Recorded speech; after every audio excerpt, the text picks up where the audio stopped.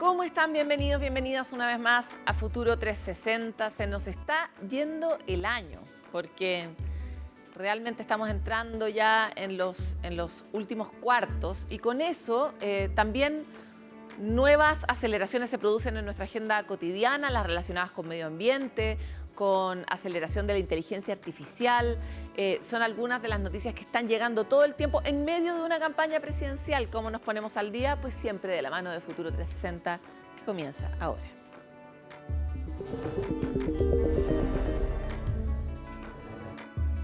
Mientras rompemos un nuevo equilibrio climático, como informa este reciente estudio sobre los tipping points, esos puntos de no retorno del planeta, llega también una nueva COP, la COP30, que va a ocurrir en Belém, Brasil. Esta ciudad que está en la Amazonía está afinando los últimos detalles para recibir a miles de personas que conforman las delegaciones que van a negociar y que buscan conseguir, ojalá más rápido y no tan lento como han sido las COP previas, nuevos, concretos acuerdos, y yo le agregaría acelerados acuerdos en esta nueva edición de la Conferencia de las Partes. Esta COP del clima busca discutir los puntos antiguos, pero también poner énfasis en nuevas cosas, qué desafíos tiene y que ya podemos identificar. Lo queremos revisar en el informe de Cristian Soto. En los últimos 40 años, el 17% de la selva del Amazonas ha sido deforestada. Esto según cifras del Instituto Nacional de Investigación Espacial de Brasil. Una destrucción del principal pulmón verde de la Tierra que cumple el rol de capturar el CO2 que calienta la atmósfera y revela la urgencia de tomar medidas drásticas en la lucha contra la crisis climática. Este fue uno de los motivos por que Belém, ciudad ubicada en plena Amazonía del estado de Pará en Brasil, fue elegida como sede de la Conferencia de las Naciones Unidas sobre el Cambio Climático, la COP30, que ocurrirá entre el 10 al 21 de noviembre. A presidencia brasileira da COP30. La presidencia brasileña de la COP30 propuso 3 objetivos centrales para la conferencia de Belém. En primer lugar, tenemos fortalecer el multilateralismo y las políticas sobre cambio climático. Esto en el marco de la Convención Marco de las Naciones Unidas. En segundo lugar, está conectar estas políticas climáticas con la vida real de las personas. Y, en tercer lugar, acelerar la implementación del Acuerdo de París, promoviendo acciones y ajustes estructurales en todas las instituciones que puedan contribuir a ello.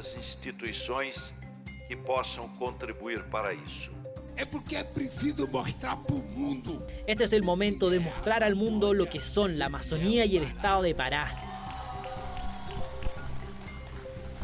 Esta no será una COP de lujo, será una COP de la verdad. Han pasado 10 años desde el Acuerdo de París, donde se fijó mantener el aumento de la temperatura media del mundo por debajo de los 1,5 grados Celsius respecto a la era preindustrial, una meta que hasta ahora estamos lejos de lograr. En la COP30 se buscará revisar el avance de los compromisos pactados por los países firmantes, además de buscar nuevos acuerdos.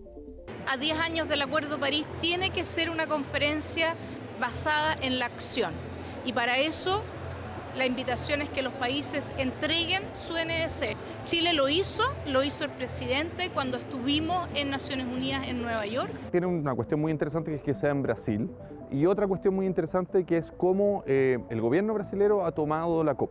Y la ha tomado desde el punto de vista de cómo la crisis climática está dañando el desarrollo de los países y por lo tanto qué es lo que tienen que hacer las economías de los países, sobre todo en vías de desarrollo, para lograr sus objetivos en el marco de la crisis climática. Los principales temas que tenemos para la COP en Belém son principalmente financiamiento climático, que viene de la COP29, adaptación y transición justa. 3 temáticas que abordan o que impactan fuertemente a la región de América Latina y el Caribe. También se espera fijar nuevos mecanismos para la transición justa.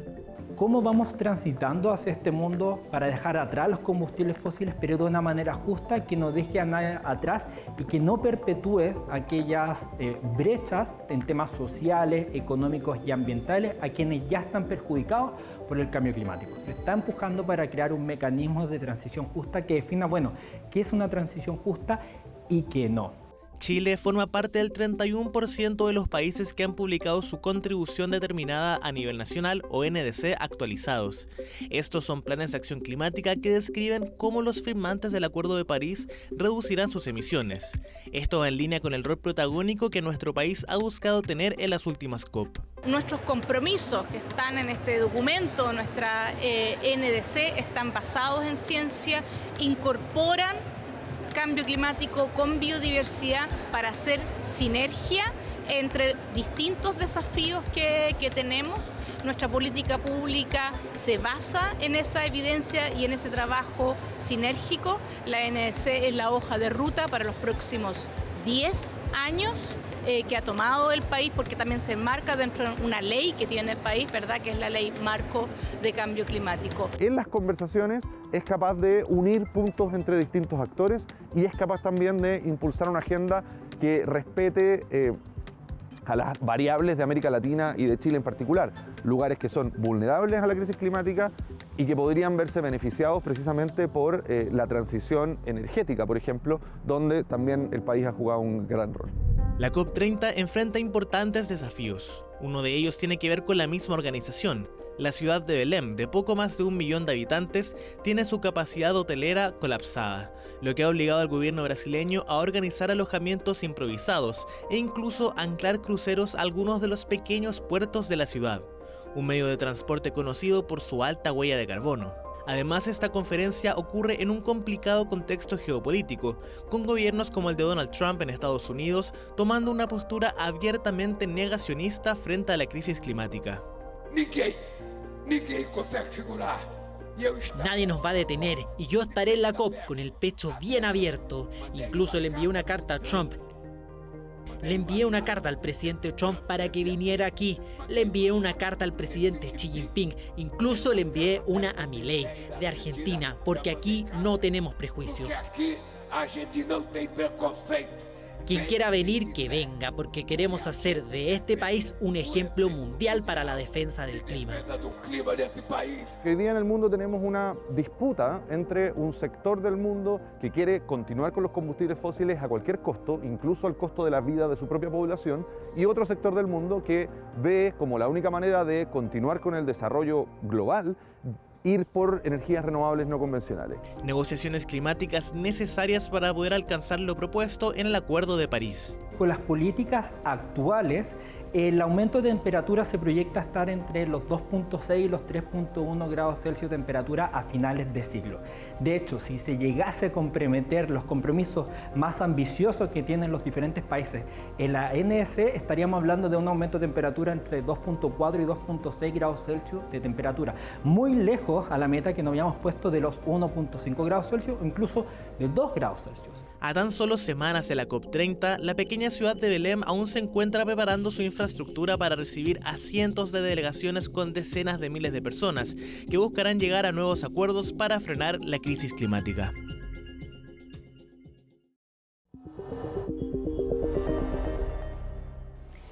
Llega el momento del ser fantástico, que es ese momento en que nos conectamos con las cosas increíbles que ha desarrollado la vida sobre la Tierra. A veces son desconocidas para nosotros, pero nos conecta directamente con la necesidad de preservar toda la riqueza y la biodiversidad que nos acompaña en este espacio.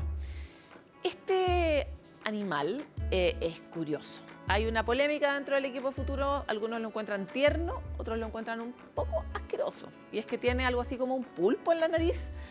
Es el topo nariz estrellada, es un nombre un poquito más amoroso. Es una criatura que no destaca por su visión, porque de hecho es bastante ciego, pero sí por sus otras tantas particularidades. Su nombre viene de los 22 tentáculos rosados que rodean su nariz.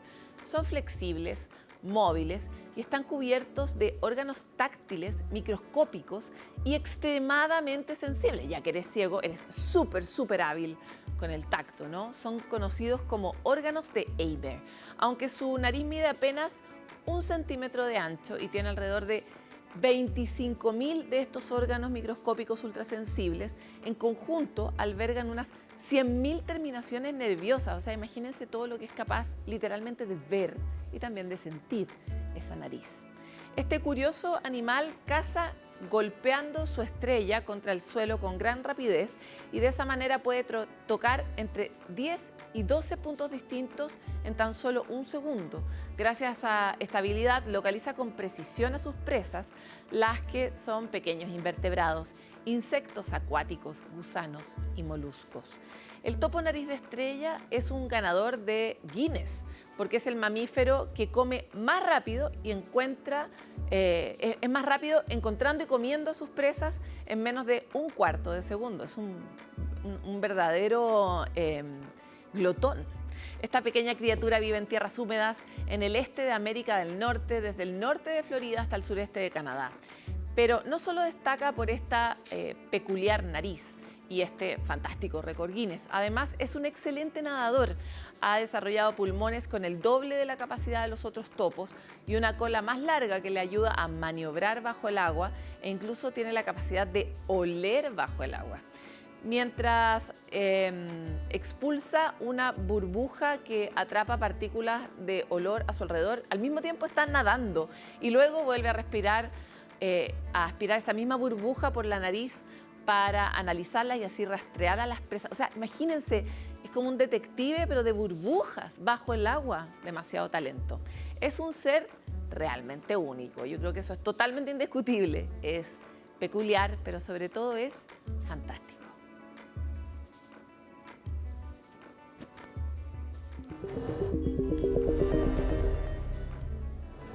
¿Están en el team de los que encontraban tierno al topo? Escríbanos. Mientras tanto, nosotros vamos a una pausa y volvemos con más de Futuro 360.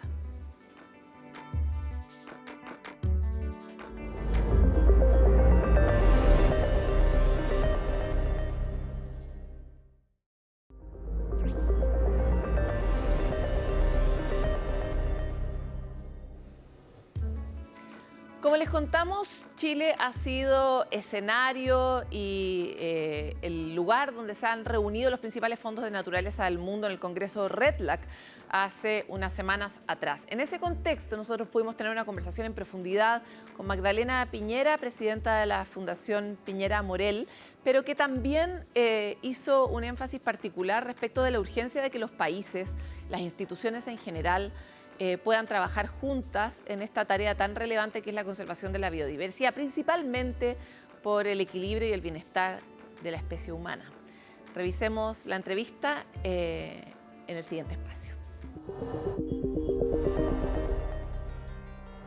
Estamos tan contentos en el contexto del Congreso REDLAC 2025, que es este congreso que busca articular, reunir y intencionar la colaboración entre los fondos ambientales del mundo con el foco en encontrar finanzas para la naturaleza, que suena muy sencillo, pero ha sido probablemente el punto más complejo en el desarrollo de la agenda ambiental global, que ya sabe dónde debería invertir, cómo debería invertir, qué ecosistemas se debieran proteger, pero cuesta mucho resolver el problema de las finanzas para el medio ambiente. Y ha estado acá en el escenario y ahora con nosotros en este especial de Futuro 360, Magdalena Piñera, presidenta de la Fundación Parque Tantauco, hablando justamente de la experiencia con el parque y con la conservación y la necesidad de avanzar en esa ruta. Muchas gracias por estar en Futuro 360. Gracias, Paloma, por la invitación, así que muy contento también y quiero aprovechar de agradecer al Fondo Naturaleza por la invitación a este REDLAC 2025, que yo creo que ha sido súper exitoso para llegar a muchas conclusiones y con muchas ganas de tomar aún más acciones para avanzar en lo que nos convoca, que es el cuidado del medio ambiente. Magdalena, es súper importante y necesario conocer un poco la experiencia que han tenido ustedes, en parte porque fue durante el gobierno de tu padre que ocurrieron varias cosas a favor de la naturaleza.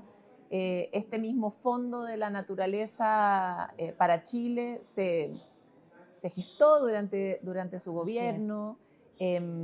Y coincidió con un momento global muy relevante, que fue un momento en el que el mundo completo estaba mirando los acuerdos de París como una demanda muy específica para que todos pudieran movilizarse. Un gobierno donde hubo mucha integración y validación de la ciencia como un actor clave. De hecho, en ese momento la actual ministra Rojas era la asesora de todo este proceso, la asesora en ciencia climática, que es su especialidad. Entonces me encantaría conocer un poco de tu voz, cómo fue el despertar a abrir los ojos para entender la función de la naturaleza? Porque ni tú ni yo crecimos en un mundo donde eso era obvio, ¿no? Mira, primero que nada, efectivamente decir, los 2 gobiernos de mi padre se avanzó mucho en materia medioambiental y eso ha sido muy reconocido de manera global y hoy día en este Congreso sobre todo. En el primer gobierno se creó el Ministerio de Medio Ambiente, los tribunales ambientales. En el segundo gobierno se hizo la Ley Marco de Cambio Climático, se hizo la Ley SBAP del nuevo Sistema de Biodiversidad de Áreas Protegidas, se hicieron más de 9 parques marinos y terrestres, entre ellos el quinto parque marino más grande del mundo en torno a Salas y Gómez. O sea, fue un hombre muy, muy proactivo y muy visionario, porque yo creo que el cuidado de la naturaleza no es una cosa que tenemos que cuidarla porque sí o por salvar el planeta, que por de pronto no lo tenemos que por qué salvar. Lleva 4,5 billones de años andando con meteoritos, con erupciones, con glaciaciones. Aquí lo que está en peligro es la supervivencia nuestra. Entonces, esa visión de entender que invertir en conservación y en medio ambiente es una inversión buena, es una inversión estratégica, no es simplemente amor por el planeta y por la naturaleza. Entonces, en eso él fue muy visionario. Y antes de ser presidente del año 2010, que fue donde asumió la primera vez, él ya tenía una conciencia ecológica y una pasión y una visión y una mirada muy comprometida, y ahí fue donde él compró estas tierras al sur de la isla de Chiloé, que son 120.000 hectáreas, que estaban destinadas al sacrificio.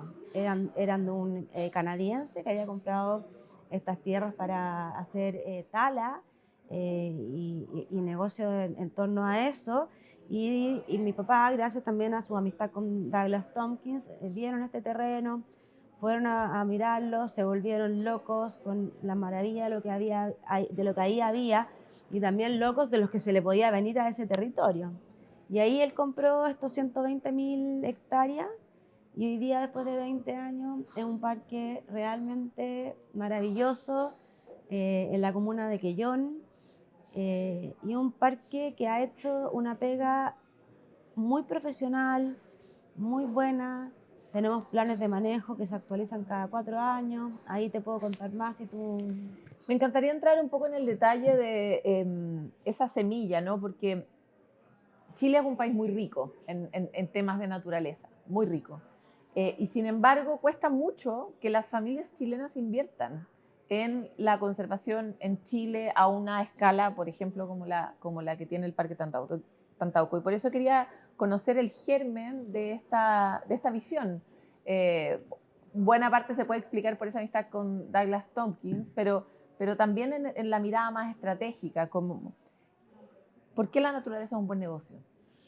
Porque primero que nada, sin la naturaleza nosotros no vamos a existir, así que partamos de esa base. O sea, en el fondo somos nosotros la única especie capaz de autodestruirnos. Somos, como decía el presidente Barack Obama, la primera generación que está sufriendo las consecuencias del cambio climático, probablemente la última generación que tenemos la verdadera posibilidad de detenerlo y sobrevivir, y no solamente por nosotros, sino también por las futuras generaciones. O sea, es una inversión estratégica, es una inversión para el presente y para el futuro muy importante, y por eso también esta mirada público-privada y de las políticas públicas, porque obviamente de repente la gente ve como el dilema, como o crecimiento o cuidado al medio ambiente. Eso no es así. Se puede hacer un desarrollo y un crecimiento sostenible y verde. No solamente se puede hacer, sino que debemos hacerlo. Y donde todavía encontramos falencias o donde van a surgir nuevas falencias, pues bien, el ser humano siempre ha sido un ser muy creativo, muy inteligente, que va evolucionando, que va encontrando respuestas. Vamos a tener que encontrar esas respuestas, porque el crecimiento económico o es sostenible y es verde, o estamos destinados a desaparecer. ¿Y cuál es el rol que crees tú que tiene justamente el mundo privado en esta tarea? Porque siempre se ha entendido que el cuidado de las cosas que son de alguna forma bienes humanos corresponde mucho más al Estado. Sin embargo, ha habido una fuerte indicación del IPCC, el Panel Intergubernamental de Cambio Climático, del necesario rol que justamente tienen que tener hoy día no solo los privados como las familias, sino también las empresas y en el fondo todo el mundo civil también para colaborar con esta materia. ¿Cuál crees tú que es el rol de los privados? Mira, primero quiero decir que yo estoy convencida de que el sector privado, la sociedad civil y el sector público deben trabajar en todo ámbito de cosas en conjunto. Aquí no podemos decir el Estado se hace cargo de esto o los privados se hacen cargo de esto otro, es un trabajo en conjunto. Y en el caso de la conservación y la biodiversidad, y tú dijiste que tenemos un país muy rico en términos de naturaleza, estamos efectivamente, gran parte del territorio está siendo, es uno de los 36 hotspots de mayor biodiversidad escritos por Naciones Unidas, así que tenemos efectivamente un lugar maravilloso que cuidar, proteger y aprovechar. Eso es también la diferencia, porque uno tiene que aprovechar esto en términos económicos. Esto, por ejemplo, cuando nosotros hacemos un parque, en el caso nuestro, y otros parques privados, dan trabajo, el turismo es una fuente laboral. En Tantauco está la señora Silvia, que tiene su restaurante para atender a los turistas, los guardaparques, los senderos, en fin. O sea, hay un ambiente de crecimiento económico y de oportunidades para las comunidades locales que hay que aprovechar y hay que, por supuesto, hacerlo crecer. Ahora, desde el punto de vista de lo privado y lo público, en Chile nosotros creo que hemos avanzado mucho, lo dijimos al principio de esta entrevista, que yo creo que sobre todo los dos gobiernos de mi padre se avanzó mucho. Igual todavía falta, hay que hablar de mejorar la gobernanza, de mejorar la relación entre organizaciones. Ahí la ley SBAP ha sido un tremendo aporte, falta el reglamento, los reglamentos, que ahí están un poco atrasados. Pero se reconocen, por ejemplo, los parques públicos, se crean incentivos tributarios para la inversión de privados, porque también en temas de medio ambiente habían cero incentivos tributarios, lo que hace que las empresas prefieran donar a cultura y no a medio ambiente, ¿no es cierto? Donde sí había vehículos concretos, pero hoy día la ley de donaciones también acepta esta otra vía. Entonces ahí se van creando sinergias positivas y también la experiencia, la investigación, la innovación, eso probablemente no lo hace el Estado, pero entonces apoya en los privados, en laboratorios, en expertos. Eso te iba a decir, ¿ustedes tienen colaboración con la ciencia dentro del Parque Tantauco? Nosotros trabajamos con alianza con demasiada gente. Nosotros hemos definido el Parque Tantauco como un laboratorio abierto para que venga el que quiera a aprovechar esta maravilla, con 5 focos de conservación súper claros en nuestro plan de manejo, que es el bosque norpatagónico, el ciprés de las Huaytecas, los 5 pequeños gigantes que tenemos, que es la ranita de Darwin, el zorro de Darwin, el monito del monte, la huiña y el pudú. Tenemos también las turberas, que tú sabes que hoy día las turberas son el mayor repositorio de carbono en el mundo, y en el caso de Chiloé, por siglos, es el mayor repositorio de agua. Entonces también es muy importante. Y el quinto es la cultura chona, que fue una cultura que se desarrolló en la isla de Chiloé, sobre todo en el sur. Entonces nosotros también la tenemos incorporada en nuestro plan de manejo para poner en valor esta cultura. Entonces, cuando uno hace un trabajo así de serio y tenemos convenios con universidades, la Universidad Católica va a hacer investigación en términos veterinarios, en términos de arquitectura, en términos de manejo de la infraestructura, porque el río Inio es feroz. Entra y sale en un mismo día y es capaz de llevarse todo. Tenemos, por ejemplo, hay un proyecto que es muy, muy lindo. Nosotros llevamos 10 años trabajando con la ranita de Darwin, haciendo un censo en torno al sector de Inio, en alianza con universidades chilenas, con el Zoológico de Londres. Y la UNAR tiene harto protagonismo en esa investigación, porque tienen grandes especialistas. Sí, bueno, ahí está Claudio Valenzuela, que hoy día está viviendo en Inglaterra, que él comenzó con esto y sigue con esto. Entonces ahí se descubrió hace 2 años que la ranita de Darwin había empezado a tener, había entrado el hongo quítico, que en el fondo las mata finalmente. Y en esta alianza estamos identificando las que están contagiadas, se sacan, se llevan a nuestros laboratorios, se sanan y nosotros las volvemos a reinsertar en su hábitat natural. Entonces ahí tenemos espacios cerrados de 5 kilómetros, etcétera, para que vuelva a un lugar seguro. Entonces es un trabajo de 10 años. La ciencia, la investigación son trabajos de largo plazo. Y así lo hemos visto también. El cambio climático también lo sabemos, no es una cosa de ideología, que a veces algunos dicen que no existe. O sea, el cambio climático no es ideología ni es fe. es un dato. ciencia y es exacta. Entonces, con esos datos nosotros tenemos que trabajar, con todas las investigaciones que se hagan en favor de cómo poder de enfrentar el cambio climático y detenerlo es fundamental. Magdalena, a una escala más personal, ¿cuál ha sido para ti tu momento, como tu momento de comprender o qué hallazgo o qué encuentro con la naturaleza te ha conmovido, te ha hecho abrir los ojos de una manera distinta? A propósito de este recorrido que te ha tocado en el parque también. Bueno, yo estoy a cargo del parque desde el año 2018, cuando mi papá asumió por segunda vez la presidencia, por lo tanto tuvo que dejar todo lo que eran las fundaciones y me pidió que me hiciera cargo del parque. Y ahí en ese involucramiento, y que también entender que, claro, porque de repente uno dice, ay, la naturaleza, qué lindo. Hay un trabajo detrás fuerte, hay un esfuerzo económico, un esfuerzo humano, un esfuerzo también de ponerle cabeza, inteligencia en hacer estos planes de manejo de manera profesional. Entonces, como meterme en eso como de manera más concreta y entender cómo funcionan las reglas, cómo funcionan las leyes, cómo funcionan los planes de manejo, cómo funciona la ciencia, cómo funcionan las investigaciones, cómo uno se relaciona con las universidades. Este aprendizaje que yo he tenido los últimos 8 años me ha comprometido de manera muy fuerte y muy personal y con el cuidado del medio ambiente, y me he dado cuenta como con una conciencia muy profunda de la urgencia de esto.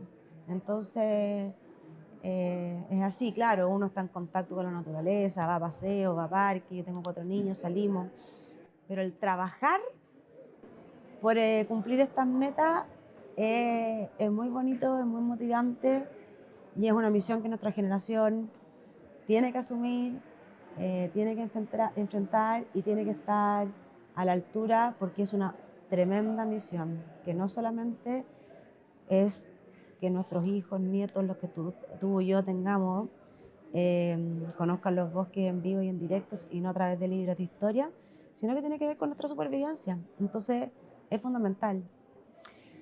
Es muy interesante ver que tú estás, tal vez tu título debiera llamarse como presidenta de obras que tienen que ver con la vida, ¿no? Porque tú trabajas con niños y trabajas con la naturaleza. Estás como bien preocupada, básicamente, de las inversiones que tienen directamente que ver con el futuro. Y eso me encantaría saber, porque efectivamente mientras más uno se mete, a mí me pasa por este programa también, más uno ve el tamaño del problema, la profundidad, los alcances. ¿Tienes esperanza?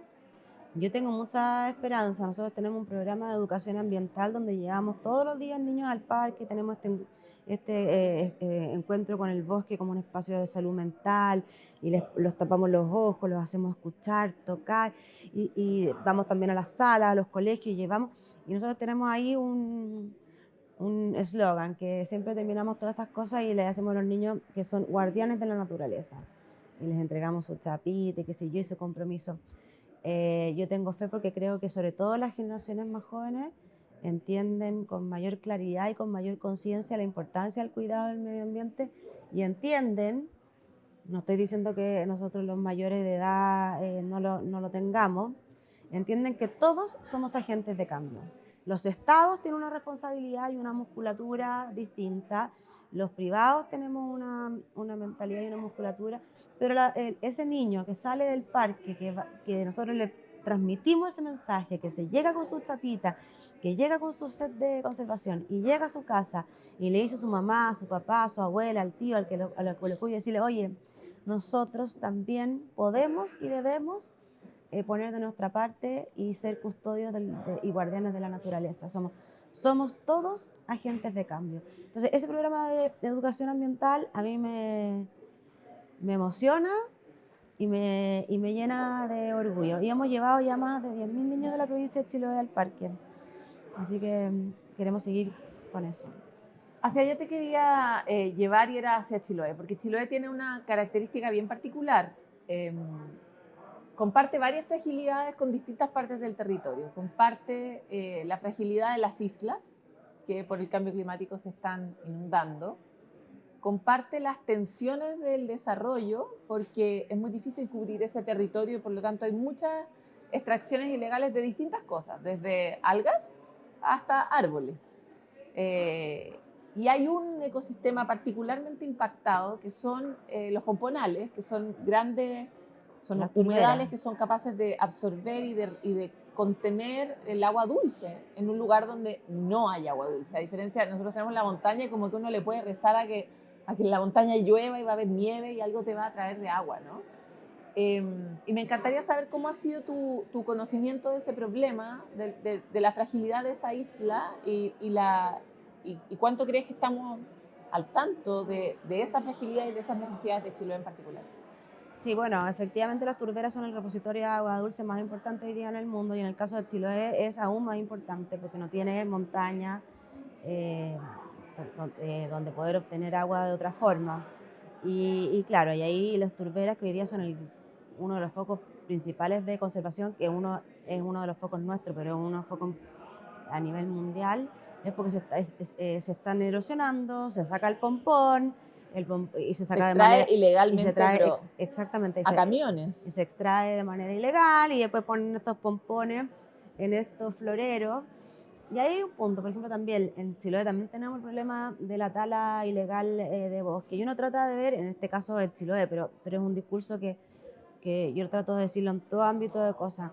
Claro, uno dice no a la tala ilegal de bosque, pero uno va a comprar leña, que efectivamente es un poco más barata, a esa tala ilegal. Uno dice, no, pero ¿cómo? El pompón, los humedales, las turberas, pero uno va y compra el florero con el pompón como sostenedor. Y así muchas cosas en la vida. Uno alega, no, es que yo no quiero más centrales hidroeléctricas o eólicas, pero ahí está el enchufe del celular todo el día puesto en la pared. Entonces hay una cosa que uno tiene que aprender a vivir con el desarrollo, con la modernidad, con que vivimos con electricidad, pero también evitar acceder a cosas que de atrás vienen con algún grado. Mirarle la huella a las cosas, claro, ¿no? mirar la huella. La ropa, oye, normalmente la otra vez pensaba, uno se compra, no sé, en el Líder o en alguna parte una polera en 2.000 pesos. Y digo, échalo para atrás. Esta polera probablemente fue hecha en China.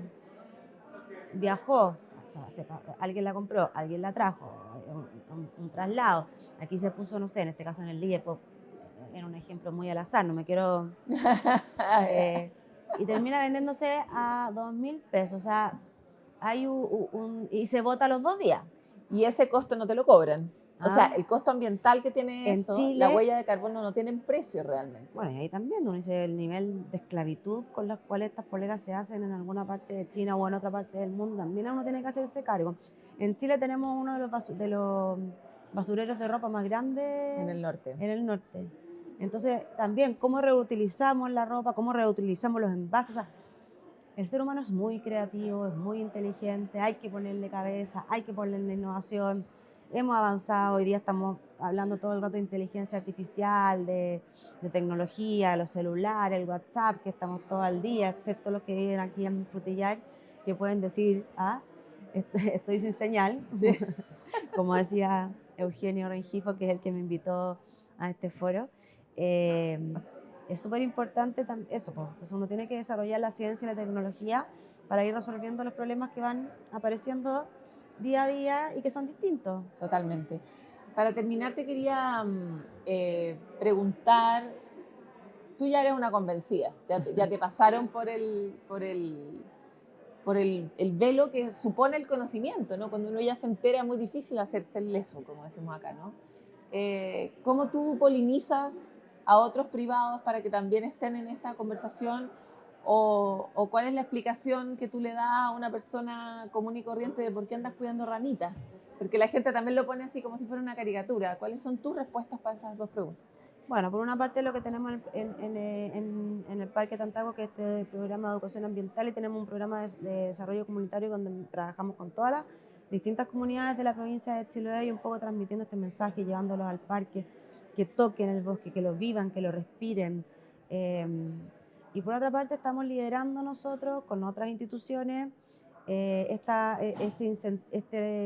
poner en valor y en relieve de manera positiva el rol del sector privado en la conservación. Entonces nos han pedido mucha ayuda, personas, o sea, grupos distintos grupos económicos que están haciendo parques hoy día. Nosotros tenemos 20 años de experiencia, hemos cometido errores, entendemos por dónde están los flancos, dónde están las oportunidades. Venimos llegando a Osaka, el canciller muy generosamente nos invitó al Parque Tantauco a liderar la Semana de la Biodiversidad en la Expo Osaka 2025. Desafío que nosotros tomamos con mucha humildad, pero con muchas ganas y entusiasmo y muy agradecidas, y también agradezco al canciller Yapro Chile por esta oportunidad. Y nosotros ahí invitamos a iniciativas de conservación privada más nuevas, que fueron con nosotros, Alerce 3000, La Tapera, Pirinel, Rewilding, etc. Entonces, estamos armando alianzas. Tenemos ahora en enero un encuentro también en Tantauco de conservación que se llama Estrategias Público-Privadas, donde estamos invitando a distintos actores para conversar, sentarse en la mesa. O sea, yo creo que estamos nosotros haciendo un poco de líderes, no somos los únicos, pero sí estamos Tratando de contagiar. Pero tratando de contagiar, tratando de sumar, tratando de trabajar en equipo, porque yo, claro, como tú me dices, yo en el Parque Tantauco cuido la roneta de Darwin y uno dice, bueno, ¿de qué sirve, no es cierto? Entonces, cuando uno trabaja en equipo, trabaja unido, se pone un diagnóstico, se pone metas, se pone fechas y se pone una metodología de trabajo, se avanza más rápido. Te quiero agradecer por esta entrevista en Futuro 360. No, muchas gracias, Paloma. Y bueno, ojalá todos seamos guardianes de la naturaleza. Que así sea. Nosotros queremos seguir en este Congreso REDLAC recogiendo justamente las perspectivas diversas que se encuentran aquí, donde se abarca este problema que termina hoy siendo uno de los nudos principales para poder avanzar en una aceleración de las soluciones para la naturaleza. Vamos a ir a una pausa brevemente, pero ya volvemos con más de Futuro 360, así que quédense en CNN Chile.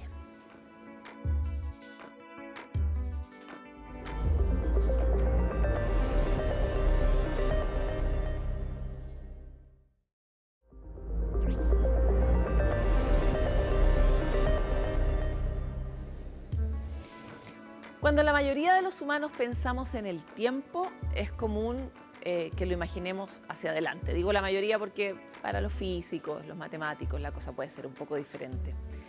Pero nosotros vamos del pasado al presente, del presente hacia el futuro. Sin embargo, un nuevo estudio de la Universidad de Surrey en Reino Unido plantea que en el mundo cuántico esa flecha no es tan clara. El mundo cuántico es el mundo de lo infinitamente pequeño, que definitivamente tiene otras reglas. Según sus hallazgos, ciertas partículas podrían evolucionar tanto hacia adelante como hacia atrás en el tiempo, desafiando por completo la forma en que entendemos el universo. ¿Qué es el mundo cuántico? Es bastante cuático, así que vale la pena que pongan atención. ¿Cómo influye el tiempo en ese sistema? Lo vemos en la siguiente nota de Matías Sandoval.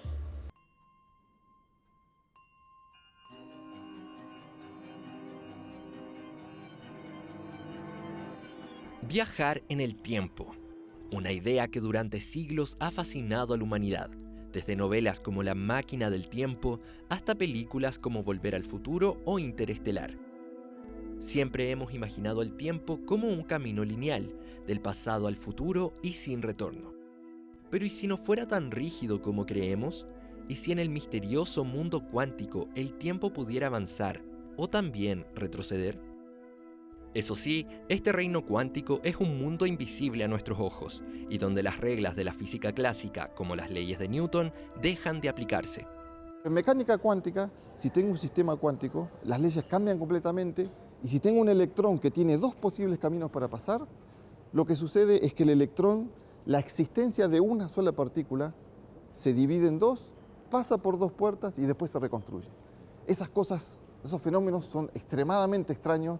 No nos entra en la cabeza, no lo podemos comprender, pero no lo podemos comprender porque toda nuestra vida la hemos pasado en un mundo clásico. Entonces es por eso que también es muy difícil desarrollar la teoría y poder darle interpretación a estos fenómenos, porque están en un mundo que si bien indirectamente lo podemos medir, no lo podemos visualizar. Un nuevo estudio de la Universidad de Surrey revela que en teoría, a nivel cuántico, el tiempo no siempre avanza en una sola dirección como lo percibimos nosotros. En ciertos sistemas de partículas, las reglas permiten que existan dos caminos posibles. Uno en el que todo ocurre hacia adelante como lo vivimos normalmente y otro en el que podría ocurrir todo hacia atrás. Es un aspecto bien matemático, ¿cierto? Ahí está el valor de t, que es la variable tiempo, que tiene un signo, ¿cierto? Y t puede ser positivo o negativo. Y lo que ellos muestran ahí es que la misma evolución que nosotros siempre describimos como con tiempo positivo, existe matemáticamente con tiempo negativo. Es más bien un cambio de variables, un cambio en la convención en que se mide el tiempo. En vez de decir que el tiempo va de 1 a 2 a 3, es como decir que el tiempo va de 1 a 0 a -1 y así sucesivamente. Algo muy interesante es que en este paper demuestran que la evolución temporal puede ir para un lado o para el otro y sucedería exactamente lo mismo. Entonces eso plantea algo, bueno, un poco extraño porque uno se pregunta, ¿y por qué vamos hacia un lado y no hacia el otro? Y justamente lo que define si vamos hacia un lado o hacia el otro, esta flecha del tiempo no lo da la ecuación que define la evolución, sino que lo da la condición inicial. En la condición inicial del sistema físico, que en la condición inicial sería, tenemos que trasladarnos hasta el origen del universo. Lo que nos lleva al Big Bang, ocurrido hace unos 13.800 millones de años, cuando un punto más pequeño que un átomo provocó una explosión que dio origen al universo y que desde entonces sigue expandiéndose. Fue ahí, en esa explosión, donde comenzó lo que llamamos tiempo, el cual corre de forma lineal. Pero nuevas teorías ofrecen otra mirada. El reconocido físico y ex profesor de Oxford, Julian Barbour, quien plantea que tras el Big Bang el tiempo no habría fluido solo hacia adelante, sino que también pudo haber comenzado a correr en dirección contraria. Una hipótesis que podría complementarse gracias a este estudio. Si realmente sucede esta predicción, sí, en el inicio del Big Bang hubieron dos situaciones completamente diferentes, una que evolucionó hacia adelante, otra que evolucionó hacia atrás, entre comillas, y la física en ambos mundos es la misma. Uno, si hubiese evolucionado para un lado o para el otro, no se da cuenta, ¿sí?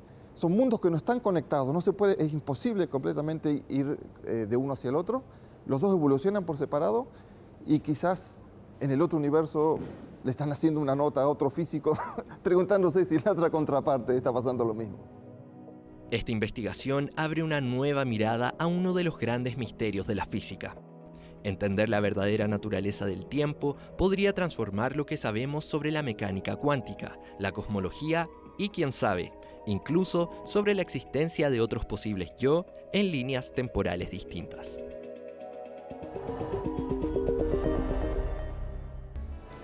Bueno, comienzan los breves de Futuro 360 con malas noticias, porque el nuevo informe de Global Tipping Points, que son estos puntos de no retorno a los que yo aludí al inicio del capítulo, que fue realizado en 2025, liderado por la Universidad de Exeter y elaborado por 160 científicos de todo el mundo, advierte que los arrecifes de coral corren un peligro de desaparecer por el calentamiento global. Estas noticias ustedes las han escuchado varias veces, pero ya había una especie de modelamiento de cuáles eran esos puntos después de los cuales ya no era posible asegurar un equilibrio en la naturaleza. Y el planeta cruzó su primer punto de inflexión climático catastrófico. El nombre no lo pongo yo, lo pusieron los científicos. Es un punto más allá del cual el daño al ecosistema es irreversible. Desde 2023, el océano ha alcanzado temperaturas récord, provocando el blanqueamiento masivo de los corales más grave jamás registrado. Más del 80% de los arrecifes en más de 80 países han sido afectados por el calor extremo.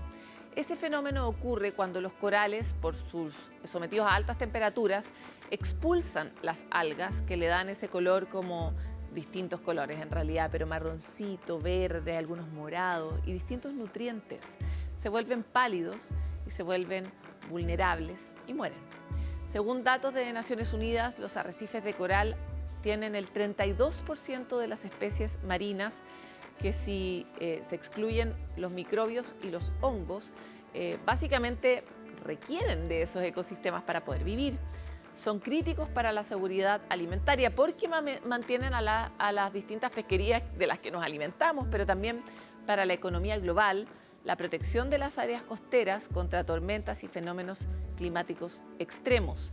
Este informe advierte que el mundo ha entrado en una nueva realidad climática, donde el calentamiento global pronto superará ese límite que nos pusimos en el pasado de 1.5 grados Celsius respecto de los niveles preindustriales. ¿Se acuerdan en 2015 que hicimos este acuerdo de detenerlo? Pues parece que no lo logramos. Y frente a este escenario, los científicos insisten en una reducción urgente de la contaminación y en el aumento, pero dramático, que requerimos de acciones para eliminar el carbono de la atmósfera. Efectivamente, la humanidad está prosperando en el desarrollo de nuevas tecnologías, también en el reverdecimiento de las ciudades y de distintos ecosistemas, en la regeneración de los ecosistemas, pero el problema es que la velocidad no alcanza con el tamaño del deterioro que provocamos.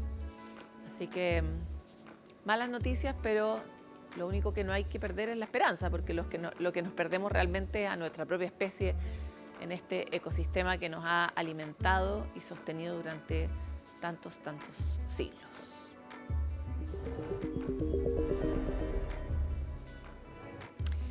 El Consejo de Ministros para la Sustentabilidad aprobó un nuevo mecanismo que va a beneficiar a aquellos que cuidan ecosistemas. Los contratos de retribución por servicios ecosistémicos son un instrumento que permite que las personas naturales o jurídicas que se comprometan a preservar, restaurar o usar sustentablemente un ecosistema puedan tener a cambio una compensación que puede ser monetaria o no monetaria. Esto se ha usado en varios países en el mundo, pero ¿cómo funciona?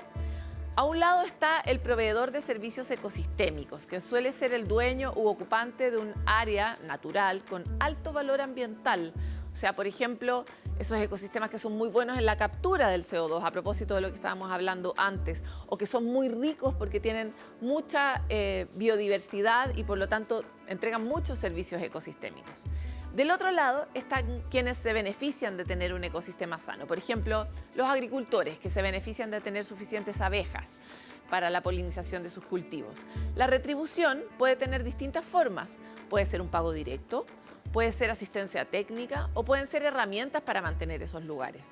Esto permite que quienes cuiden el entorno natural puedan hacerlo de forma sustentable y con un respaldo económico. Aunque es nuevo en Chile, este tipo de contratos, como les planteaba, se ha utilizado con éxito en otros países de la región, como por ejemplo Colombia y Costa Rica, y han demostrado ser eficientes para poder fomentar la protección ambiental con participación directa de las comunidades y de los actores privados. La implementación de estos contratos va a estar a cargo del Servicio de Biodiversidad y Áreas Protegidas, que es el órgano que reemplaza a CONAF en la gestión de áreas protegidas y biodiversidad, tanto dentro como fuera de ellas. O sea, se va a encargar de mirar a la biodiversidad, esté o no esté dentro de un parque nacional, de una manera más sistémica. Así que debería funcionar mejor.